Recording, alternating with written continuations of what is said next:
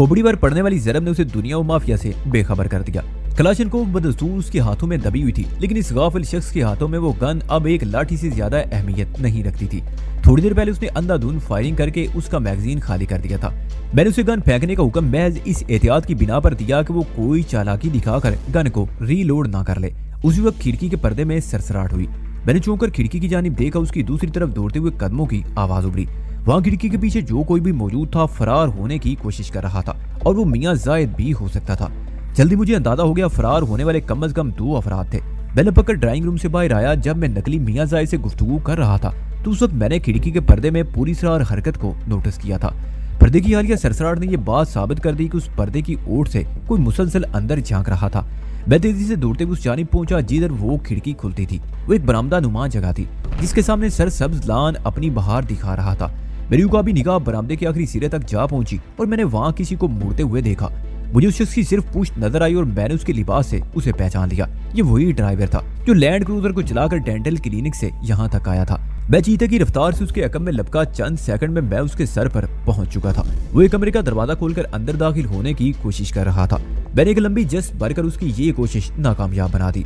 मेरा आईनी हाथ उसकी गर्दन पर पड़ा और मैंने कॉलर दबोचकर उसे एक झटके से अपनी जानिब खींचा। वो जोरदार आवाज के साथ राहदारी के पुख्ता फर्श से टकराया। फिर इससे पहले कि वो उठकर खड़ा होता मैंने कलाशनकोव की खौफनाक नाल उसके मुंह में घुसेड़ दी। दहशत से उसकी आंखें फट गई। मैंने खून ख्वार लहजे में उससे कहा, तुम्हारे साथ और कौन था और वो कहाँ है?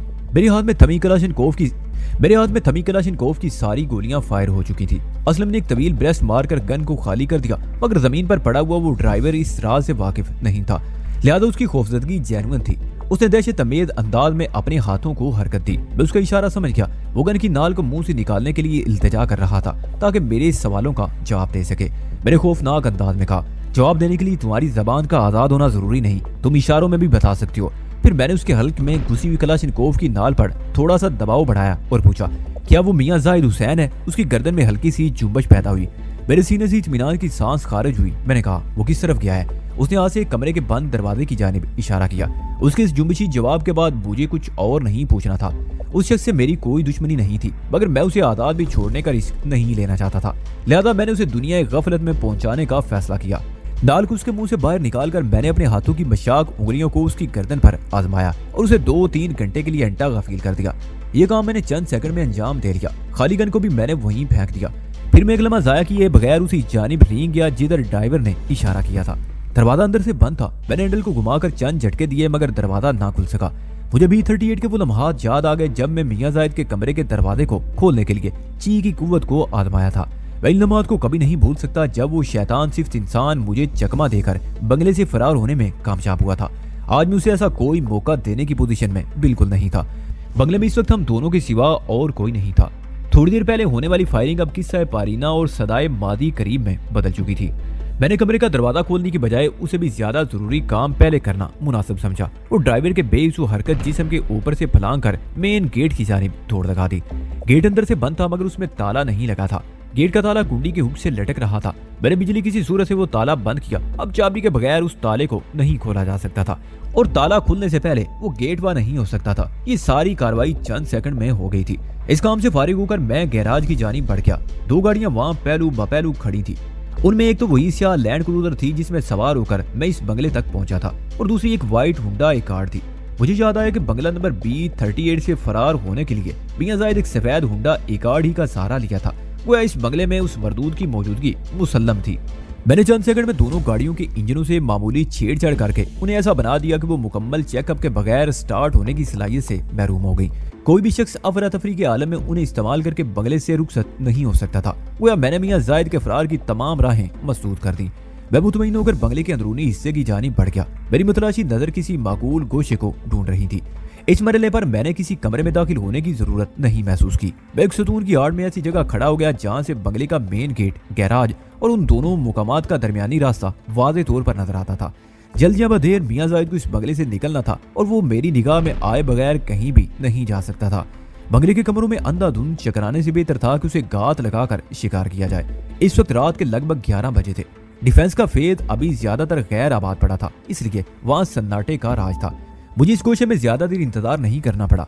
15 मिनट बाद मुझे किसी के दबे कदमों की आहट सुनाई दी। मैंने अपनी हिस्सियात को समाज में बदला और उस आहट पर तवज्जो मरकूज कर दी। लम्हा बलम्हा कदमों की धीमी चाप नजदीक आती चली गई। मैं तनकर खड़ा हो गया। उसी वक्त मैंने एक इंसानी जिस्म को बंगले की इमारत से निकलकर गैराज की जानिब बढ़ते हुए देखा। वो शख्स अंधेरे की आड़ लेकर मोहतात कदमों से दाईं बाईं देखते हुए आगे बढ़ रहा था। उसके हाथ में एक पिस्टल भी मौजूद था। अंधेरा होने के बावजूद भी मेरे दिल ने गवाही दी वो मियां जाहिद हुसैन के सिवा और कोई नहीं था। अंधेरे के बायस मैं उसके चेहरे की स्याही और आंखों की मक्कारी को तो नहीं देख सका, ताम उसके भारी जिस्म और पिस्ता कामती ने मुझे बहुत कुछ बता दिया। वो इस वक्त एक सूट में मलबूस था। मैंने शिकारी चीते की मानिंद अपने और मियां जाहिद के दरमियान फासले को निगाह में नापा और इस हिसाब को जरब तकसीम करके अपने कदमों के सपुर्द कर दिया। आइंदा 2 सेकंड के अंदर मैं किसी बुलेट ट्रेन की तरह सफर करते हुए मियां जाहिद के अकब में पहुंच चुका था। इस मौके पर उसकी मकारी खुलकर सामने आ गई। उसने अपने अकब में मेरी मौजूदगी को महसूस कर लिया। न सिर्फ महसूस किया बल्कि उसका फौरी रद्द अमल भी सामने आ गया। उसने अचानक पलटकर मुझ पर फायर कर दिया। अगर मैं मेकानिकी अंदाज में बर वक्त नीचे ना बैठ जाता तो गोली मेरी खोपड़ी के पार हो जाती। मैंने नीचे बैठते वहां रुके रहना खतरनाक जाना और फ्रंट रोल करके उसके इंतहाई करीब पहुंच गया। मेरी ये फुर्ती अमेज एहतियात बहुत सूदमंद साबित हुई, क्योंकि मियां जाहिद ने दूसरा फायर उसी जानिब किया था जहां पर बैठकर मैंने पहली गोली को खाली दिया था। उसके बाद मैंने तीसरे फायर का उसे मौका ना दिया और उसके पिस्टल वाले हाथ पर एक राउंड हाउस किक दे मारी। पिस्टल उसके हाथ में ही रहा, लेकिन वो तकलीफ की शिद्दत से कराते हुए 2 कदम पीछे चला गया। फिर इससे कबल के वो दोबारा पिस्टल का रुख मेरी तरफ करता, मैंने एक भरपूर साइड किक उसकी कमर पर रसीद कर दी। इस किक का वो नतीजा बराबर ना हुआ जिसकी मैं तवक्को कर रहा था, जिससे जाहिर हो गया कि मियां जाहिद बेपनाह कुव्वत बर्दाश्त का मालिक था। मेरे पाँव की ठोकर खाकर वो थोड़ा सा लड़खड़ाया और उसके मुंह से मेरे लिए गाली निकल गई। इस नाकाबिले इशाद गाली के इख्तिताम पर उसने कहा, वजदान इब्ने शैतान, आज तुम यहाँ से जिंदा बचकर नहीं जाओगे। तुम्हारी जानिब बहुत सा हिसाब निकलता है, मरने के लिए तैयार हो जाओ। बात खत्म करते उसने मुझ पर गोली चलाना चाहिए, मगर मैं उसकी इस जिसारत के लिए ज़हनी और जिस्मानी तौर पर पूरी तरह तैयार था। उसका पिस्टल वाला हाथ सीधा होने से पहले ही मैंने हवा में जंप की और फ्रंट समरसाल्ट लगाते उसके ऊपर से गुजर गया। उसके उठे हुए हाथ में मौजूद पिस्टल ने गोली उगली, लेकिन जहां का निशाना लिया गया था अब मैं वहां मौजूद नहीं था। मैंने जैसे ही जमीन पर पंजे टिकाए वो मेरी तरफ घूमा, लेकिन मैं इसी दौरान में पंजों से फर्श को पुश करके दोबारा हवा में उछल चुका। जैसे मियां जाहिद का चेहरा मेरी समत हुआ, मैंने एक धांसू किस्म की फ्लाइंग किक उसके थोबड़े पर रसीद कर दी। वो दोनों हाथों से चेहरे को थामे हुए कराहा और उल्टे कदमों पीछे चला गया। बैक गियर में 2 कदम का फासला तय करके रुका, फिर वो अंधाधुंध मुझ पर फायरिंग करने लगा। उसकी संधाधुंधी से मैंने भरपूर फायदा उठाया और बैक वक्त ट्रिपल बैक फ्लिप करते हुए गैराज में पहुंच गया। अपने पिस्टल की 3 गोलियां वो पहले ही फायर कर चुका था। इस मुसलसल फायरिंग ने पिस्टल का क्लिप खाली कर दिया। मैंने फायरिंग के इख्तिताम पर खट खट की आवाज सुनी। मियां जाहिद ने झुंझलाकर खाली पिस्टल को देखा। इससे पहले कि वो नया क्लिप लोड करता, मैं गैराज की ओर से बाहर निकल आया। मेरी आमद बड़ी धुआंधार थी। मैंने 2 कदम की मुख्तसर दौड़ लगाने के बाद एक साइड फ्लाइंग किक उसके सीने पर दे मारी। फिर जैसे ही मेरे कदम जमीन पर आए, मैंने लेफ्ट राउंड हाउस घुमा दी। मियां जाहिद ने मेरी किक को ब्लॉक करने के लिए पिस्टल वाला हाथ बेसाख्ता आगे कर दिया। मेरी किक ने वो खाली पिस्टल उसके हाथ से छुड़ाकर कहीं दूर अंधेरे में पहुंचा दिया। मैंने एक स्टेप अंदर आकर उसके चेहरे पर फ्रंट पंच दे मारा। उसे झुकाई देकर अपने चेहरे को बचा लिया। मैंने डबल हैंड पुश उसके सीने पर रसीद कर दिया। अकब में झुकाई देने के सबब उसका सीना एक बेहतरीन टारगेट की सूरत इख्तियार कर गया। वो इस धक्के को सह ना सका और पुश के बल जमीन पर जा गिरा। मैंने उसके करीब आकर नहायत ही कटीले लहजे में कहा, मियां जी, मेरी जानिब तुम्हारा जो हिसाब निकलता है वो मैं गाये बगाए उतारता रहा हूँ, मगर तुम बुरी तरह मेरे मकरूज हो चुके हो। आज मैं तुमसे एक एक पाई वसूल करके रहूंगा। बताओ मेरी साहिल को तुमने कहाँ छुपा रखा है? साहिल तक पहुँचने के लिए तुम्हें हमारी बात मानना होगी। वो लिबास झाड़ते हुए उठकर खड़ा हो गया। डायरी के 2 सफ़ात हमारे हवाले कर दो, तुम्हारी महबूबा तुम्हें दे दी जाएगी। 2 सफ़ात क्या, पूरी डायरी तुम पहले हासिल करके अपने वालिद मोहतरम मलिक नवाज़ अली को पहुंचा चुके हो, मैंने जहरीले लहजे में कहा। वालिद मोहतरम के अल्फाज ने उसका चेहरा मुतगय्यर कर दिया। ताम वो मुगल्लज़ात का सहारा लेने की बजाय नहायत ही तुरश अल्फाज में बोला, उन 2 सफ़ात के बगैर वो डायरी ऐसी है जैसे गोली के बगैर गन या जहर के बगैर सांप। अगर तुम अपनी जिद से बाज ना आए तो तुम्हारी महबूबा का वो अशर किया जाएगा जिसे देखकर तुम खुदकुशी पर मजबूर हो जाओगे। मैं तुम्हारी नापाक जबान को गद्दी से खींचकर बाहर निकालूंगा। मैंने तपते हुए लहजे में कहा, खुदकुशी करेगा तुम्हारा बाप नवाज़ अली। अगर मेरी साल के एक बाल भी बांका हुआ तो मैं तुम सबको जिंदा गाड़ दूंगा। वो ठहरे हुए अंदाज में बोला, तुम शदीद किस्म की खुशफहमी में मुब्तला हो वैदान, तुम्हें हमारी ताकत का अंदाजा नहीं है, तो साहिल के बारे में तुम जबान नहीं खोलोगे। मैंने पूरी सफाकी से कहा, मुनफरत अमेज अंदाज में गोया हुआ, तुम्हारा तो बाप भी मेरी जबान नहीं खुलवा सकता। तुम मियां जाहिद को क्या समझते हो? मैंने अकारत अमेज लहजे में कहा, मैं तुम्हें भगोड़ा, बुज़दिल, जलील, कमीना और दुनिया का घटिया तरीन इंसान समझता हूँ। मेरी नजर में तुम यही साबित करते रहे हो। मेरी पूरी बात होने से पहले वो मुझ पर झपट पड़ा। उसने एक जोरदार मुक्का मेरी ठोड़ी पर मारने की कोशिश की। आज भी अपने दुश्मन की किसी कोशिश को कामयाब होते नहीं देख सकता था। मैंने उसके पंच को राइट आउट ब्लॉक किया। उसने फुर्ती से लेफ्ट पंच मुझ पर आजमाया। मैंने नेक जरक से अपने चेहरे को बचा लिया। उसके दोनों बाजू इस हमलों के नतीजे में एक दूसरे के ऊपर क्रॉस हो चुके थे। मैंने अचानक मुड़कर उसके चेहरे पर एक पंच रसीद कर दिया। उसकी नाक से खून रिसने लगा। वो अपने हाथ की पूंछ से नाक को साफ करते हुए गुस्सीले अंदाज में मेरी जानिब बढ़ा। उसकी उम्र 50 के करीब थी, ताहम वो जिस्मानी तौर पर इंतहाई फिट था। अब तक मैंने मियां जायद से जितनी फाइट की थी उससे मुझे अंदाजा हुआ वो बाकायदा मार्शल आर्टिस्ट तो नहीं था, तब लड़ाई भिड़ाई के मामलात में उसे खासी महारत हासिल थी। और क्यों ना होती, आखिर को एक सिंडिकेट का प्रोग्राम कंट्रोलर था। उसे जराइम की दुनिया के एक बेहतरीन डायरेक्टर माना जाता था। उसी की डायरेक्शन पर प्रिंस सूट वाले ने उसका किरदार निभाने की कोशिश की थी और बाजाम खुद मुझे घेर कर उस बंगले तक ले आया था। वो लोग मेरी असलियत जानना चाहते थे और इस जानने के चक्कर में एक बहुत बड़ी मुसीबत को गले लगा बैठे थे। मियां जायद ने बड़े जारियाना अंदाज में मेरे पेट पर लात मारना चाहिए। मैं एक कदम पीछे हटा और उसकी उठी हुई टांग पर पूरी कुव्वत से प्रेशर किक रसीद कर दी। मेरा दायां पांव किसी डाई मशीन के हमीर की तरह उसके घुटने पर पड़ा। वो रद्द अमल के तौर पर नीचे झुकता चला गया। मैंने उसी वक्त लेफ्ट फ्रंट जरक किक उसके मुंह पर दे मारी। जमीन पर बैठते बैठते वो पीछे की जानिब उल्टा और काफी दूर तक लुढ़कता चला गया। मैं तेज कदमों से चलकर उसके करीब पहुंचा और उसके संभलते ही मैंने उस पर ताबड़तोड़ लात मुक्के बरसाना शुरू कर दिए। वो पिटता रहा और कदम कदम पीछे सिरकता रहा।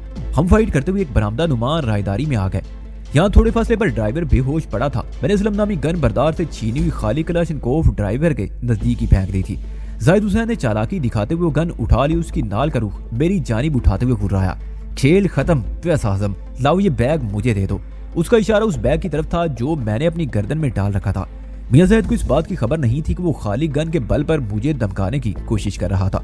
मैंने एक लम्हे को यूं जाहिर किया जैसे उसके हाथ में कलाशनकोफ देखकर मैं खौफजदा हो गया हूँ, लेकिन दूसरे लम्हे मैंने चिंगाड़ते हुए एक तूफानी साइड किक उसके पेट पर जड़ दी। वो मुझसे इस किस्म के किसी रद्द-ए-अमल की तवक्को नहीं कर रहा था, लिहाजा मेरी इस किक ने उसके कदम उखाड़ दिए। वो तोप में से निकले हुए किसी गोले के मानद हवा में उछला और बैक गियर में नीची परवाज करते हुए पुश्त के रुख पुख्ता दीवार से जा टकराया। उस दीवार के करीब ही दाती फर्नीचर रखा हुआ था। वो दीवार को जोरदार सलामी देने के बाद आहनी कुर्सियों पर गिरा। रही सही कसर इस नए टकराव ने निकाल दी। मैं उसकी कसम परसी पर अश कर उठा। मियां जायद का वजूद उन कुर्सियों में फंस कर रह गया और वो खुद को आजाद कराने के लिए हाथ पांव को बड़े अहमकाना अंदाज में हरकत दे रहा था। मुझे उसकी हालत पर जरा तरस या रहम ना आया और मैंने अपने वजनी फौजी बूट से एक कुर्सी के पाए को खौफनाक ठोकर दे मारी। दोनों कुर्सियों का फासला मजीद कम हो गया, जिसके नतीजे में मियां जायद का आफज़दा वजूद भींच कर रह गया। मेरी समात तक उसके हल्क से खारिज होने वाली करमनाक चीख ने रसाई हासिल की तो मुझे यह गुना इत्मीनान महसूस हुआ। मैंने तरंग में आकर एक कुर्सी की पुष्ट को बड़ी अकारत से ठुड्डा मारा। इस ठुड्डे के नतीजे में दोनों कुर्सियां एक दूसरे को धकेलते हुए उलट गई। कुर्सियों के उल्टाव से मियां जायद की जो हालत हुई बयान से ज्यादा उसके तसव्वुर में मजा है।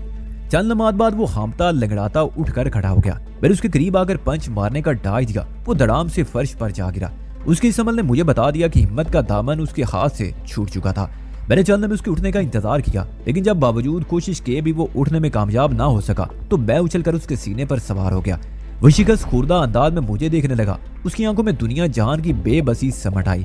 वो इस वक्त अंडरवर्ल्ड का बास नहीं बल्कि एक अकीर कीचवा दिखाई दे रहा था।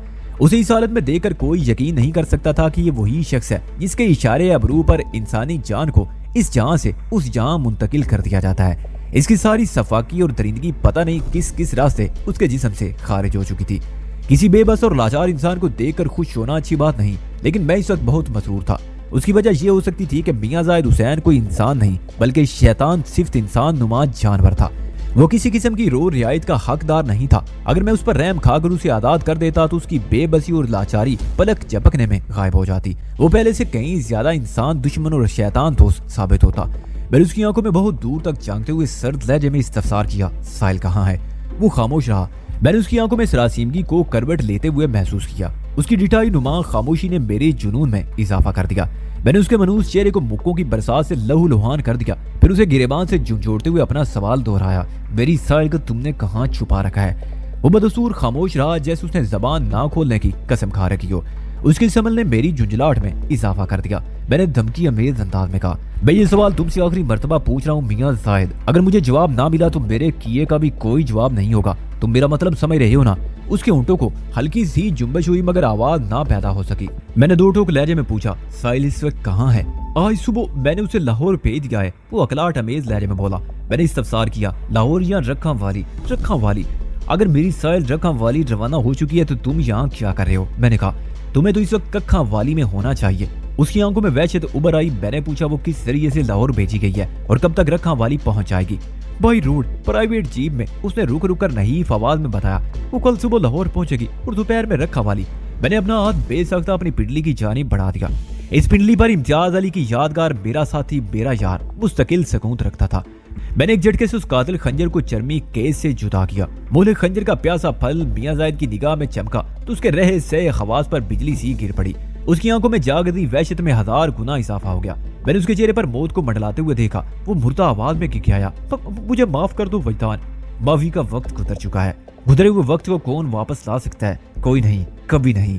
मैंने अपने खंजर के तशने लबों को मियां जायद की शार के घाट पर रखकर सैराबी का मौका फराहम कर दिया। उसी वक्त मैंने बंगले के बाहर किसी गाड़ी के इंजन की आवाज सुनी। जल्दी मुझे अंदाजा हो गया वो एक नहीं बल्कि 2 गाड़ियां थी जो बड़ी तेजी से बंगले की जानिब आ रही थी। इससे पहले कि मैं संभल कर किसी महफूज मुकाम तक पहुंच जाता, दोनों गाड़ियां बंगले के गेट के सामने आकर रुक गई।